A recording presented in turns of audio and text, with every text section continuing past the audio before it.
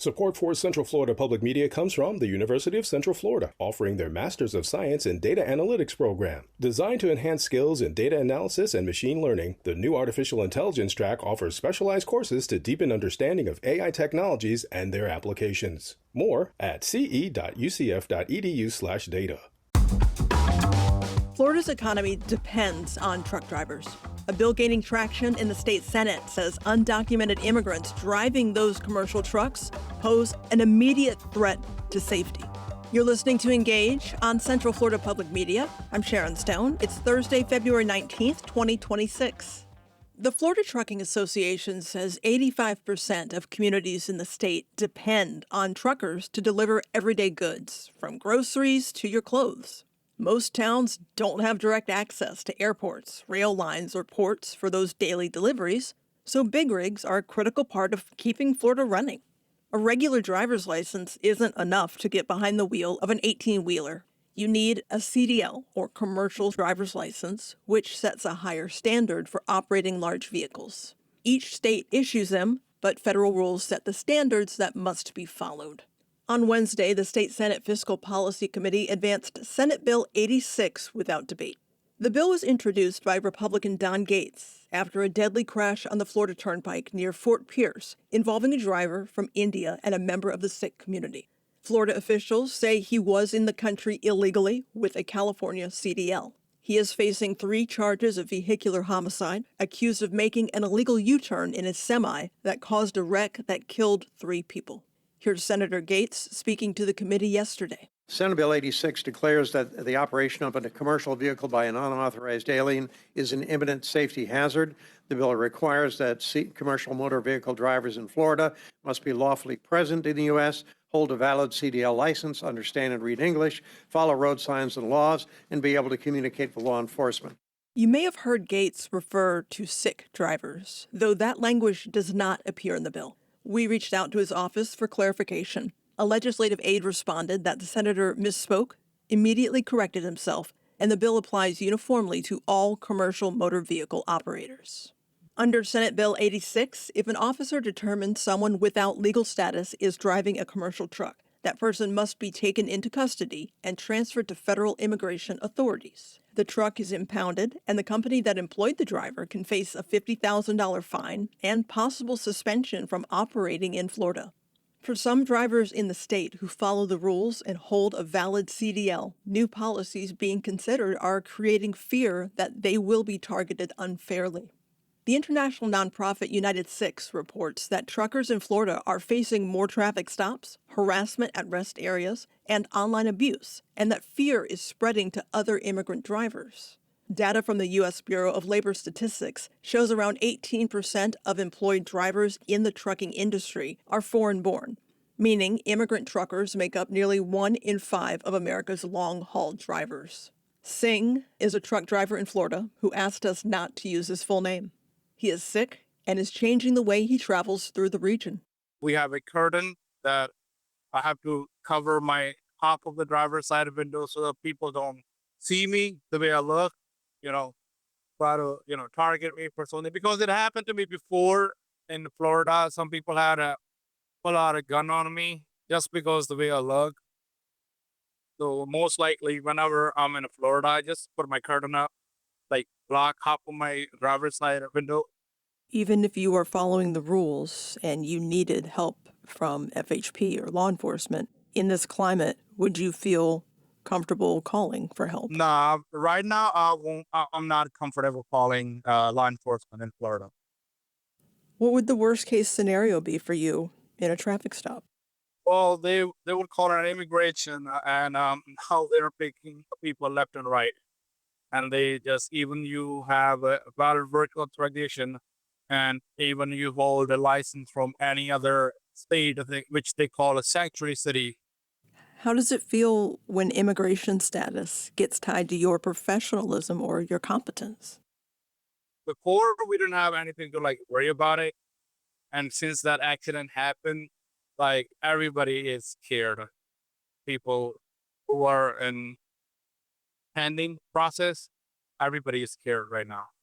Some of them already quit trucking just to be safe. I've been in the country over 10 years, have no criminal record. Never, ever in this time I ever got arrested or have any interaction with the cops. Ever. You've never felt like this targeted before? Nah, never. If you have family in Florida, Yeah. do they worry about you when you're out on the road? Yes, every day. They don't even know if I'm coming back home. To help drivers and their families navigate these challenges, there's a nonprofit called United Six. They're affiliated with the United Nations and provide legal help, community support, and a helpline for truckers and their families. Bhupinder Kaur is director of operations. When people, specifically truckers, contact Umid in crisis, what are the common fears or challenges that they're facing right now? They really reflect a mix of fear and confusion and even crisis type of level of stress. The most common fear, of course, is losing their livelihood, and drivers are afraid that just a routine traffic stop or inspection or paperwork discrepancy could result in some type of suspension or job loss, even when they're lawfully authorized to work. So, because obviously their income is their sole support, the confusion about documentation and compliance and fear of profiling and discrimination. And, with that comes the mental health distress and fear and instability. Families lose a sense of safety and stability that allows them to thrive. And so the family impact, it follows them home. It's, spouses that are living in that state of chronic stress. Children pick up on that anxiety, especially when the parent is late picking them up from school, and they carry that fear that they shouldn't have to hold. Florida lawmakers are considering Senate Bill 86. It would change how undocumented truck drivers are handled during traffic stops. When you hear about legislation like this, what kind of goes through your mind as someone working directly with vulnerable communities? I immediately just think about the people who are going to feel this impact first and the hardest, especially with United Six working directly with vulnerable communities. I can see how the fear spreads quickly when the laws are blurring the line between safety and enforcement. And even the possibility that a routine traffic stop could turn into something that's more, can turn people into crisis. With the calls that we're getting through the immediate helpline, they're worried about their jobs and families and futures. The laws being presented as making the roads safer, is that what's actually happening? There's no evidence that laws like this make the roads safer. Like commercial driving licenses is already built around strict safety standards, and the bill is shifting the focus away from driving performance and vehicle safety towards immigration and paperwork, which doesn't prevent accidents. What it does is, again, create the fear, confusion, and disruption.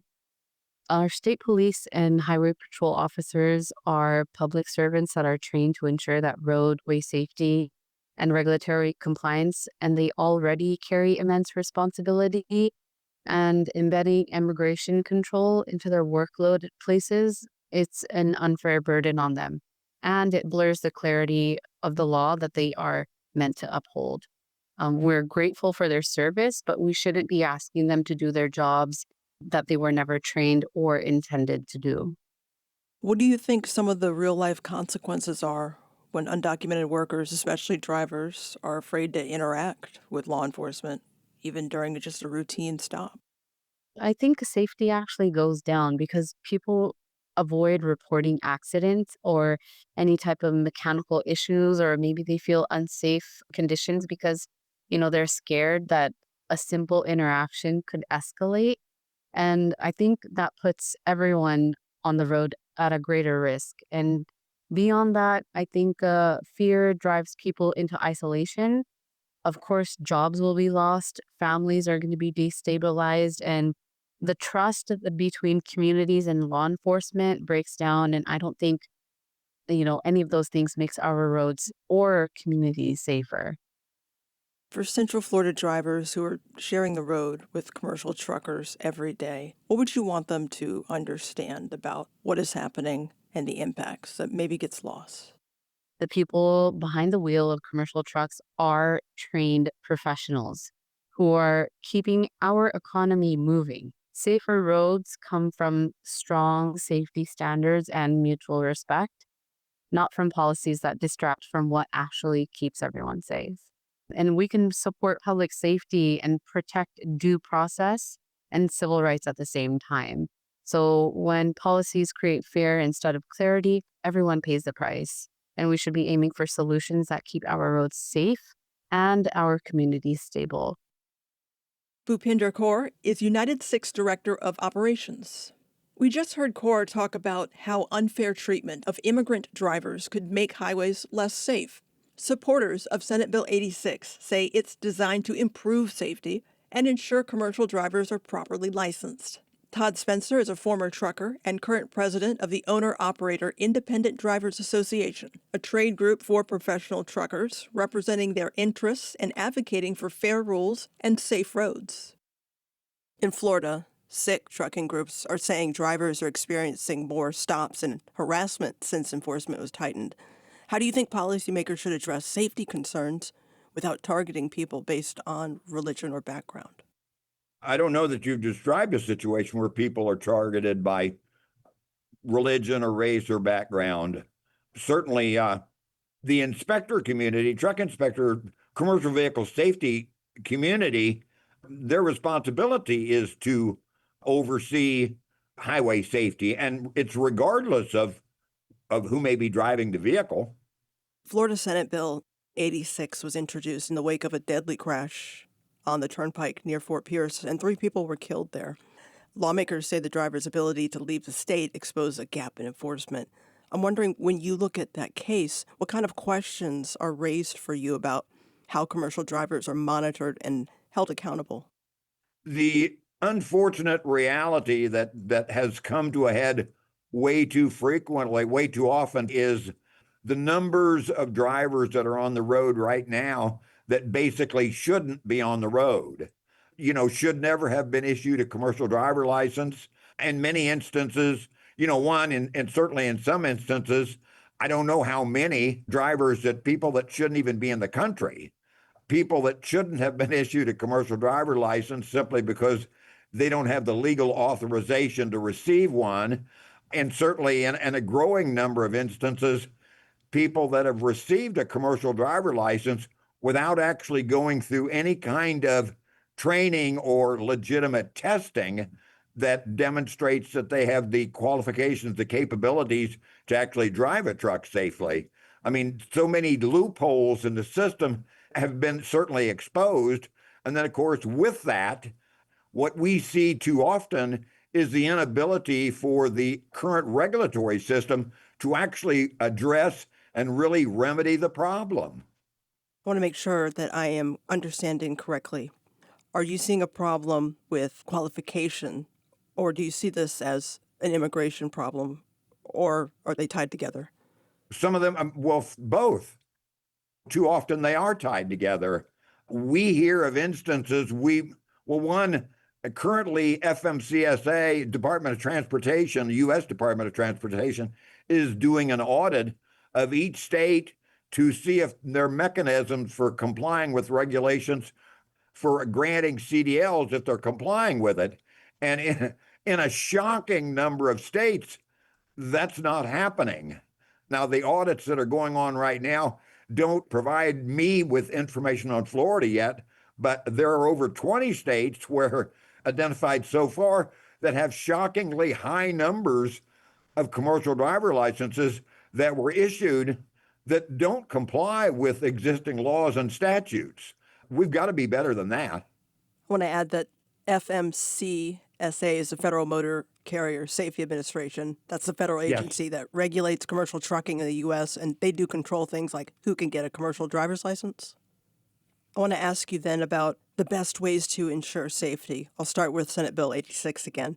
If a commercial driver is found to be in the country illegally during a traffic stop, they would be detained, the truck impounded, and the owner fined up to $50,000. I'm wondering, from your standpoint, what stands out to you about that approach? Would that help?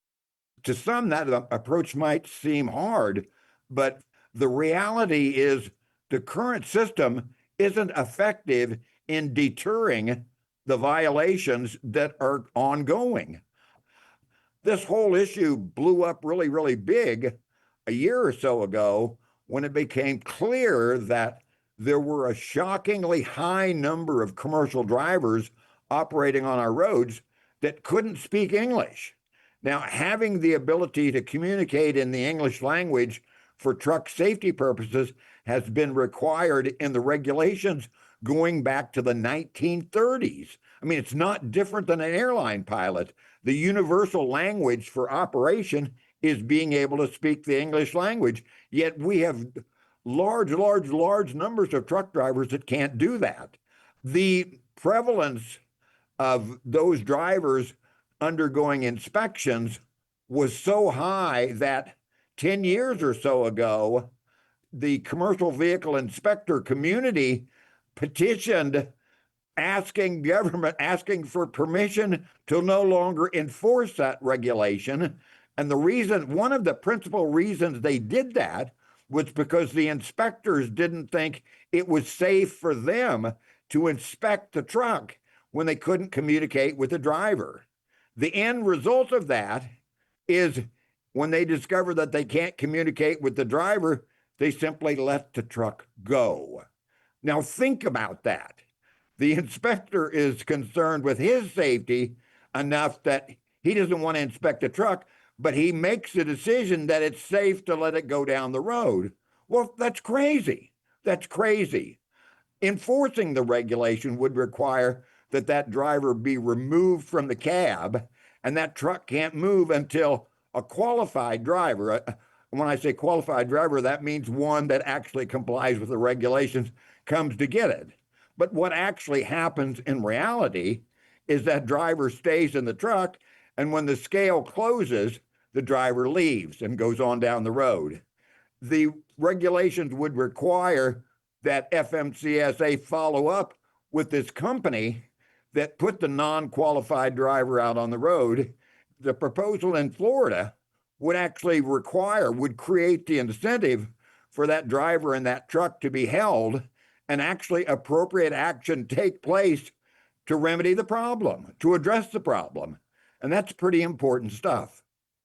You mentioned that the Florida bill being considered creates an incentive to enforce. Tell me more about that. How does that create an incentive? The bill actually says the truck is detained and you actually have to pay a significant fine to get it back rather than just simply let it go down the road. And critics of the bill say it focuses on punishment after a stop rather than preventing a dangerous situation in the first place. I'm wondering how you see that balance. Is it closing an enforcement gap? The current system isn't effective in enforcement. This would make it effective in enforcement. Certainly, it's in no one's interest that is interested in public safety for a truck and a driver that is not in compliance with our regulations to simply to be able to continue to operate. Bear in mind, highway safety is the highest concern that our members have. They spend the majority of their working lives out there on public highways with every other driver, and they want to know that those they to share the road with at least have some level of safety. For Central Florida drivers who are sharing the road with these commercial trucks every day, what would you want them to understand about this debate that maybe gets lost sometimes? Obviously, highway safety is everyone's responsibility. For our folks, the most important element is they want to see every driver on the road, especially truck drivers, but automobile drivers too, be good at what they do, be properly trained. Clearly, when it comes to trucking, it's not acceptable to not do better than we are right now. Todd Spencer is president of the Owner-Operator Independent Drivers Association. The next stop for Senate Bill 86 would be a floor vote. A companion bill in the House has not had a hearing yet. While this is being debated in Tallahassee at the state level, there's something else happening in Washington. A new federal rule limits who can get or renew a commercial driver's license if they don't permanently live in the U.S. These are people who live in the country legally, but temporarily. Right now, many qualify using a work authorization card. Once the new rule takes effect, only certain visa holders are eligible, and states must verify status more strictly. Federal officials say the change improves safety and prevents fraud. Labor unions and a public interest law group filed a lawsuit challenging it. They argue that asylum seekers, refugees, and DACA recipients who are legally authorized to work shouldn't be prohibited from holding commercial driver's licenses. Unless a court intervenes, this federal rule that was published last week on February 13th is scheduled to go into effect in about a month on March 16th.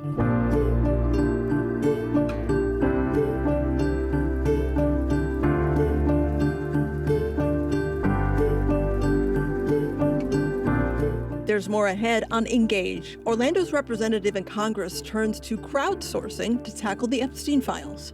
The strategy behind using this subreddit, and whether this marks a new chapter in public collaboration and civic engagement. Subscribe to the Engage podcast on Apple Podcasts or Spotify so you never miss an episode.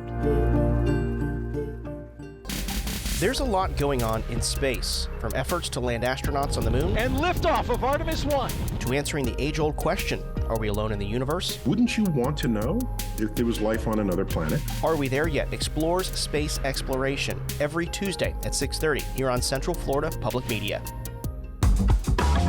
You're listening to Engage on Central Florida Public Media. I'm Sharon Stone. Ahead on this program, the Lunar New Year is here, and Central Floridians are celebrating the year of the fire horse throughout the region. It is celebrated across many parts of Asia, so it really connects us to our roots and our heritage as well. So it's really meaningful being kind of a first-generation American. My parents are immigrants that moved here and continue this tradition, and so it's really important to be kind of rooted and grounded to keeping my heritage alive. Engage stops by the Mills 50 district for fireworks, dragons, and a party like no other. But first, today on Engage, U.S. Representative Maxwell Frost of Orlando is a member of the House Oversight Committee, which is investigating the government's handling of the Jeffrey Epstein investigation. Members of Congress were allowed to go to the Department of Justice to review unredacted files tied to the convicted sex offender last week. Frost was given a 2-hour appointment to go through the documents. The congressman posted a message online the day before his appointment. There are millions of these documents that have been released. My staff and I have already identified a lot of the ones that I want to see. But if there's specific documents you think I should view unredacted to help with this investigation, please leave a comment or send me a message and let me know which documents I should view. This isn't about political parties. This is about justice for the survivors and about ensuring that something like this never happens again. Representative Frost's communications team used the social media and discussion platform Reddit, where users post content organized by topics in forums called subreddits. The Epstein subreddit got millions of views and significant engagement. If you sent something to the office, please keep sending things through. This is very helpful to us. A special shout out to the thousands on Reddit that responded to my post with specific documents and questions that need to be answered. Ariana Orn is Maxwell Frost's communications director. She shares their strategy behind using crowdsourcing to gather information and whether this approach is a one-off or something we could see more of in the future. About this strategy, when did you decide to use Reddit with the Epstein files? Why was that the right place to crowdsource information? So I think for our office, we had a pretty tight window with turnaround when figuring out that Rep. Frost could visit the DOJ. And we knew that he was going in for 2 hours. So for us, it was really important to find a quick and strategic method for him to be able to gather and sort of prioritize this information. Obviously, there are millions of files and still so many more to be released. But for us, we were kind of trying to think of a strategic way to get info. And, typically for other offices and what we've done in the past, you'd have folks comment on social media or you'd have folks call into the office. But we noticed that there was a really, really heavy presence on Reddit. There was the R. Epstein subreddit, and there was a lot going on within the conversation of Epstein on Reddit alone. So we kind of sat down, we had a conversation with our chief of staff. We were thinking about ways that we could crowdsource information. And I think the reason why we wanted to crowdsource is just because we live in this digital media environment now, and it's a 24-hour news cycle, and there's so many new things. And not only that, but specifically that folks are really invested in what's happening with these files. And we had seen a couple of TikTok pages where folks were collecting data and they were sharing it with folks and like kind of releasing the files on their own. But we wanted like one location where they lived in the comments, and we could just go through and we could dig and see what people were already collecting. So that was really kind of the mindset behind it. We knew that having it all in one location would be easy for us to sort of go through and to tag. And in our mind, we wanted to optimize Congressman Frost's time while he was there since it was such a short window. So sort of looking to the public to see what was of interest to them, I think was the logic behind why we did it. I'm thinking for our audience who doesn't know specifically what Reddit is, they just hear Reddit, Twitter, TikTok, Instagram. What about Reddit made it different for you all that made it the ideal place for this public collaboration? Rep Frost did also post an Instagram video, and we asked folks to leave comments there too. But the Reddit specifically, and why we chose to do Reddit, was because Reddit is sort of built into different communities. One of the things that I use Reddit for is, let's say I'm going to look for like a very niche and specific restaurant and I want to know what folks are saying or if they had been there. Reddit for me is like a first stop before a Yelp or something like that, because the community sort of comes behind things that are good or things that are bad. In a similar vein to finding a restaurant with the R. Epstein subreddit, there's already a community that exists where people are talking about these things in length. And so to be able to sort of meet the people where they were was a really big thing for us. There's already, millions of comments on the internet about where these files are, what are in them. And so this for us was like a one-stop shop to be able to meet people where they're already focused on like specific topic areas, where with like a Twitter or an Instagram, it's not necessarily as much of a subject specific community, but for us, this community made it easy to reach the folks that were already sort of diving deep into the Epstein material. You think it's more accurate for me to say hundreds of people engaged with your post, or would you say thousands? We actually had over 6.5 million views on the post. Basically, the function of Reddit is that it expands based on the number of comments. So within the Epstein subreddit, because there were so many comments on the post, Reddit pings that this will be something that's more interesting to the community at large. So it didn't only just live on the R. Epstein subreddit, it also moved over to the R. Popular Reddit page, which is essentially like a homepage where anyone who's scrolling on Reddit that day would also see this post. So it had a ton of volume. Obviously, there's a very large interest for folks to get the answers that they want on the Epstein files. Did you anticipate that scale of response? No, not at all. I think we've done Reddits in the past. I've been with this office for 2 months now, so I wasn't with the office when the previous Reddit threads were posted, but we've done an Ask Me Anything in the local Orlando Reddit, and that really got good volume, where Rep Frost is able to sort of learn what is interesting to the community, maybe pieces of legislation or policy issues that people are focused on. So that has already sort of created a space where people were able to interact with our office. We had done it before and knew that it worked, like it was a way to crowdsource, but not by this means. We did not expect this. So it was great. I mean, the community really came together. They shared the links, they shared what was in them. So that also sort of helped our convention in being able to put all of this information together. We're only a full team of 9 in DC, and we only had about 24 hours to put this together. So because folks were leaving these comments, we were able to, organize into clear categories, leave the list, the link, the data sets, the numbers, like the notes on each file, so that when Rep Frost was in there, he basically just had to type in like what we had put on this document for him. So it definitely a different approach, but we were amazed by the amount of people who sort of flocked to this page. Representative Frost is the first Gen Z member of Congress.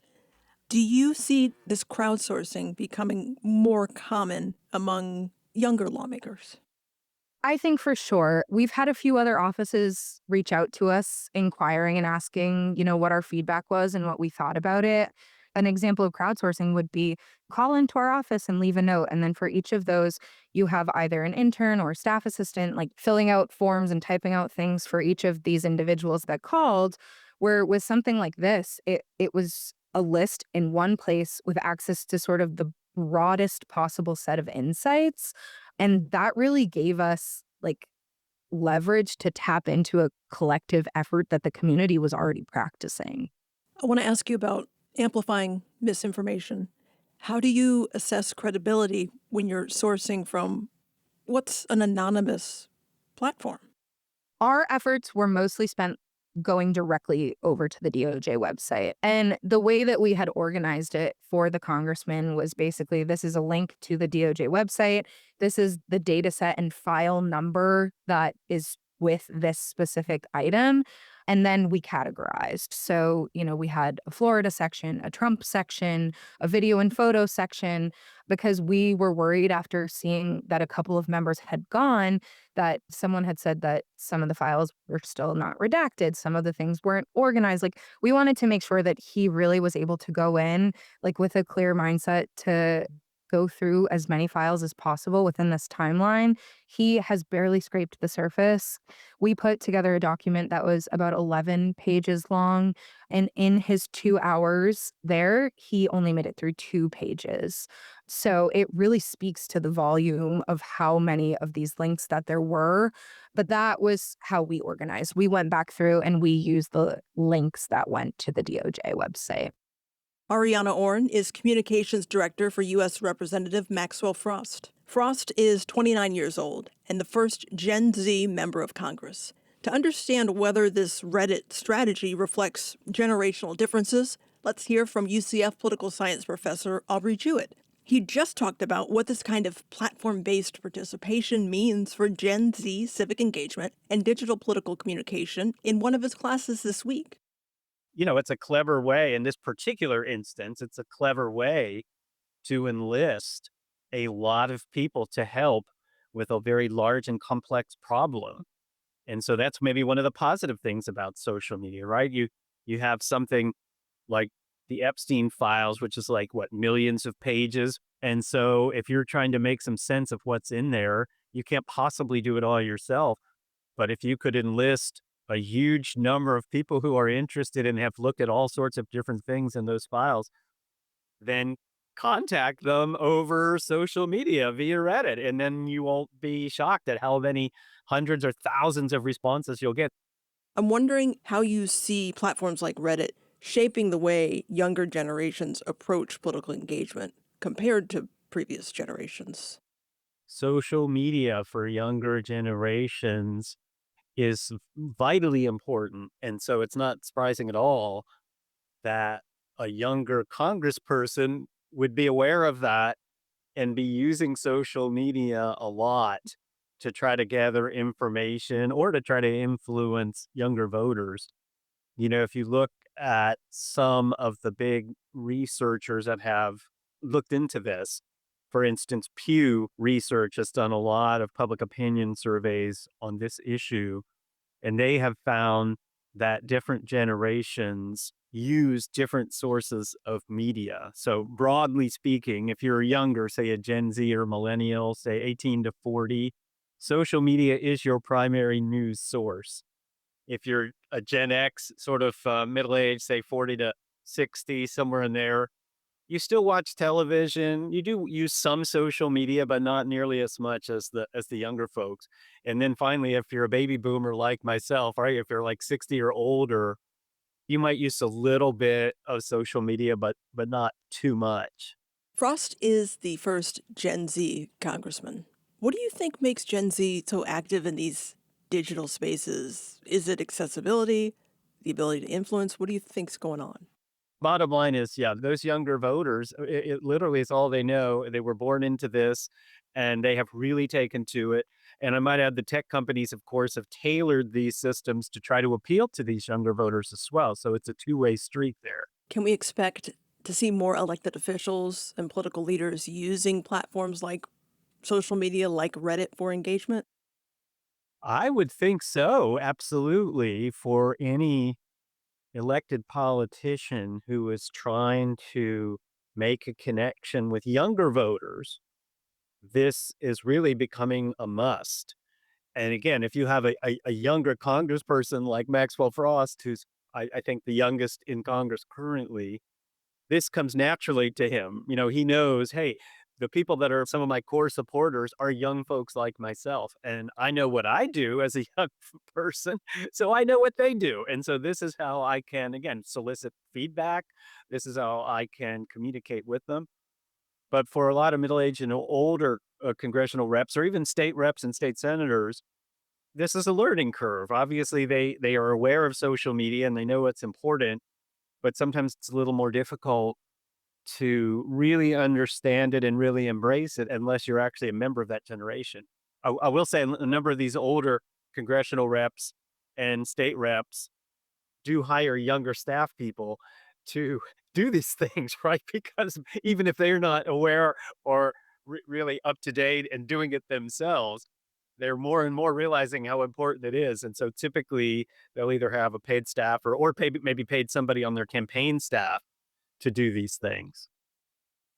I always am worried about misinformation. And given the ease with which that can spread online, what role do these platforms like Reddit play in verifying information to make sure what's being shared is credible? That is a really big fear. And when I talk about the role of the media in politics in my classes, like my Florida politics class, that's something that we talk about.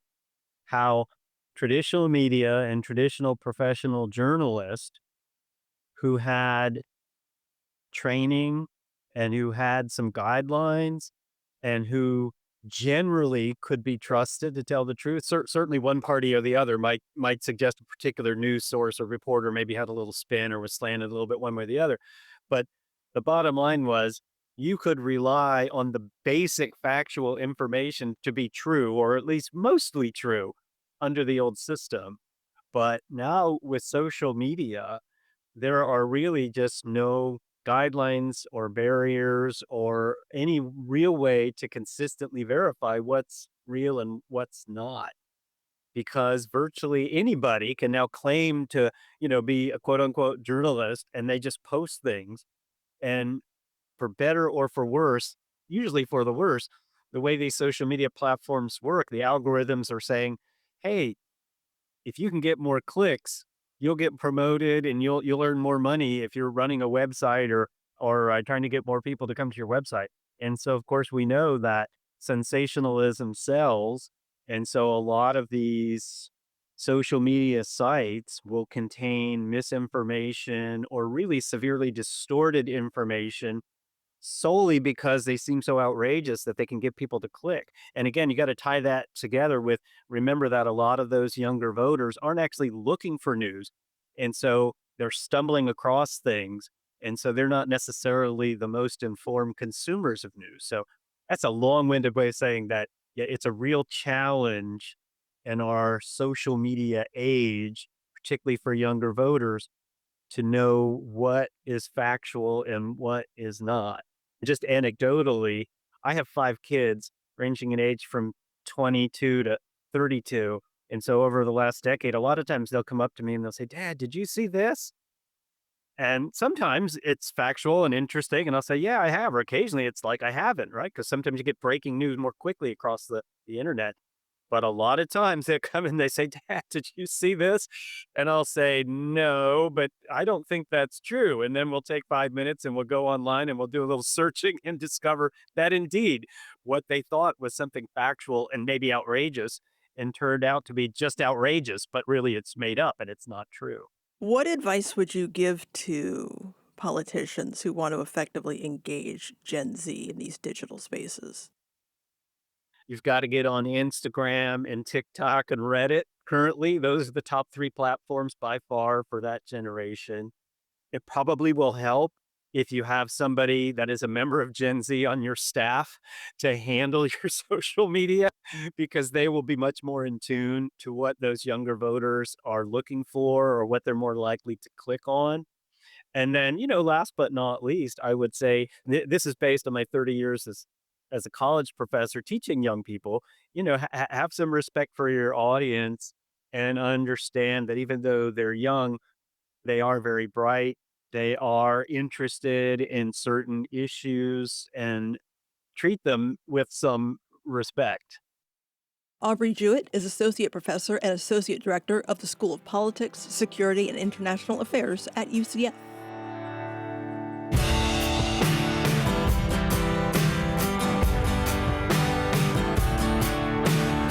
Coming up, dragons, dancing, and dazzling colors. We are taking you to the heart of Orlando's Lunar New Year celebration. And we're going on a hamcation, a look at the annual expo for amateur radio operators. You're listening to Engage on Central Florida Public Media. The Wrap is a podcast from Central Florida Public Media, curating the top Central Florida news stories and in-depth reporting each week. Join me, Brendan Byrne, as I bring you news headlines, deep reporting dives, and insightful conversations from the news team. A new episode of The Wrap every Friday morning. Get it wherever you get your podcasts. You're listening to Engage on Central Florida Public Media. I'm Sharon Stone. Before the internet, before cell phones and texting, people used radios to communicate with others, both short and very long distances. Amateur radio, also known as ham radio, became a popular recreation in post-war America. Anybody could buy a kit or fully assembled radio and start reaching out to other enthusiasts using radio waves similar to those carrying the signal you might be listening to now. Kind of like over-the-air pen pals. Operators would challenge themselves to send and receive signals as far as they can, sometimes while trying to use the least amount of power.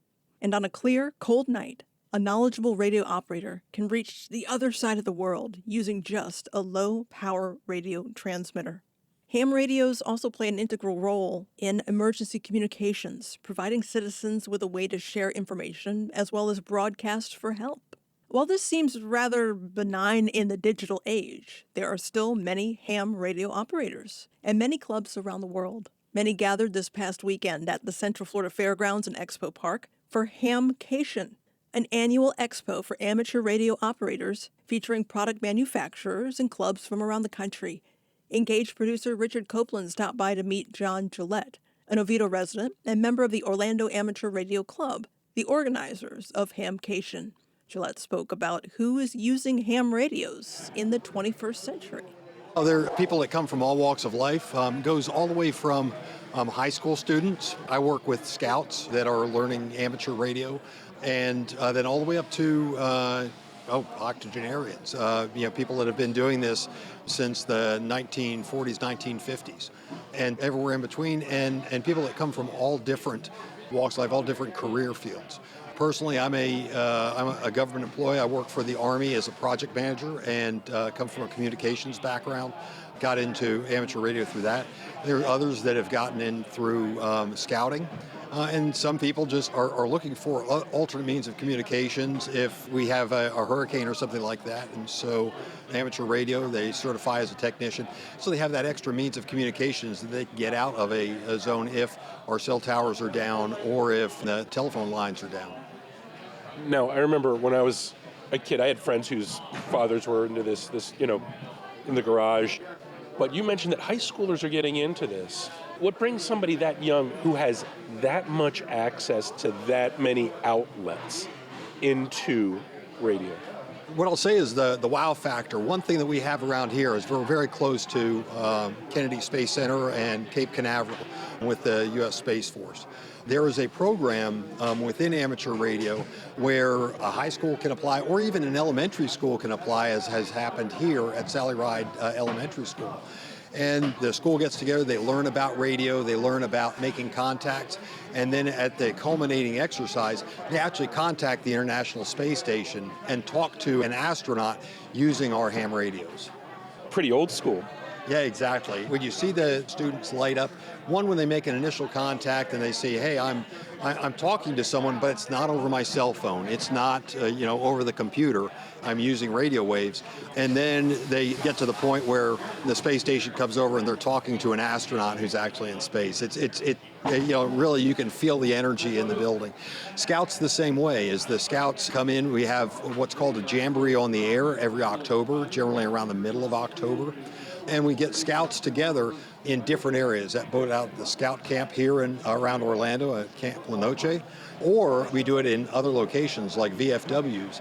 Scouts come in and we have different types of radios set up, and we make contacts not only around the country but around the world and have them plot their contacts on the map. And so it shows, one, that idea that we are a global community and they can reach out through more things than just the internet or through their cell phones. How did you personally get involved with broadcasting?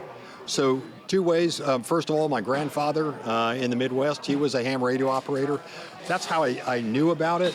But where I became involved and got certified was I was a project manager for SATCOM for the Army. And I did grow up in a communications background. I was an artillery officer. And I asked one of my engineers, who is a veteran, and said, hey, I'm struggling here a little bit, and I don't have the classes that I would.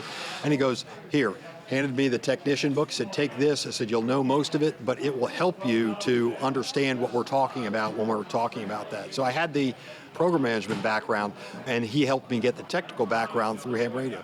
From there, then, I was able to just take that and continue to get my certifications after that and just expand it out to emergency radio, to the club, and then also to scouting. From a recreational standpoint, there's something of a treasure hunt in sending out a signal, trying to see how far you can send the weak signal, see how far you can get a response from. You personally, how far have you been able to reach out across the globe? Furthest I've got is the Philippines and Malta for my HF radio. The furthest I've gotten up to this point is Canada, and then out as far as the West Coast, out to San Diego. I just recently got a new radio, and got a new radio here as well that has a little bit more power. I'm looking forward to cracking that open and seeing if I can get to Europe. Directly with high frequency. Yeah, this place looks like it's chock full of toys. Exactly, it is. It's dangerous for the wallet. I can imagine. That was Engaged producer Richard Copeland speaking with John Gillette of the Orlando Amateur Radio Club at this past weekend's Hamcation Expo.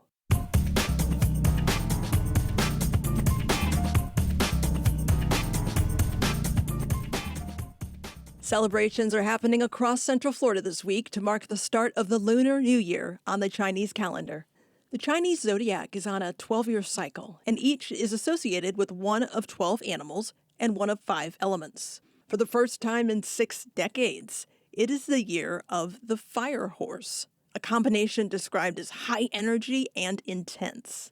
The Wallam Kung Fu Temple performance team held several opening ceremony shows at local businesses in Orlando on Tuesday, February 17th, the first day of the Lunar New Year. Lion dancers in their vivid, colorful costumes leaped and twirled to the beats of banging drums.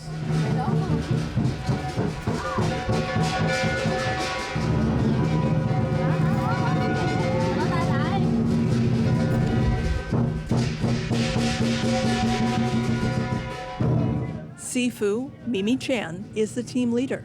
We are from the Wallam Kung Fu Temple in Orlando, Florida. We started this tradition in 1981. We're the first ones to actually bring the Lunar New Year celebrations to the Central Florida area. And what that entails is the traditional lion dance with music and firecrackers and all of the loud, exciting sounds that help scare away all the evil spirits, bring in and usher good luck for the new year, bring positivity and joy, good health, prosperity to the businesses that have us come out and celebrate this very, very important holiday, which is the Lunar New Year. This year is the year of the fire horse. Since you brought it up, what does the year of the fire horse symbolize? Well, the year of the horse, horses are very hard workers and they're moving progress forward, bold, passion. It's a year of change. So every year we kind of say we hope it's a good luck year. What does this moment represent to you?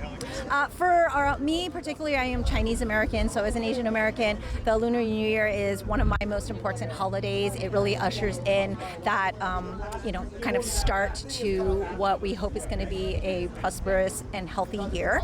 And it is celebrated across many parts of Asia. So it really connects us to our roots and our heritage as well. So it's really meaningful being kind of a first-generation American. My parents are immigrants that moved here and continue this tradition. And so it's really important to be kind of rooted and grounded to keeping my heritage alive. You've also worked to expand Asian American Pacific Islander history education in Florida. Yes. Do celebrations like this help people feel seen? Absolutely. I mean, what is really great about this, if you could see and look around, there is a huge diverse community celebrating with us. It is not just Asian Americans celebrating Lunar New Year. We involve and help educate the community and also bring it together so that everybody is participating and everybody is a part of the celebration. So it really helps people understand us as well. And as part of Make It Visible Florida, I was responsible for bringing AAPI history into our public school system. And so we're really excited that that has begun. And so these celebrations are definitely essential and important, but historically, it's like we just want our Asian American history and stories to be told.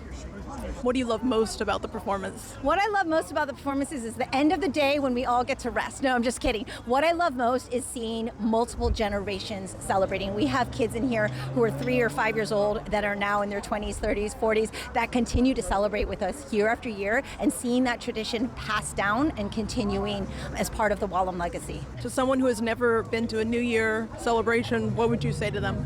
I would say you need to get out and celebrate the Lunar New Year. There is nothing like it. Once anyone celebrates, it often becomes their favorite holiday.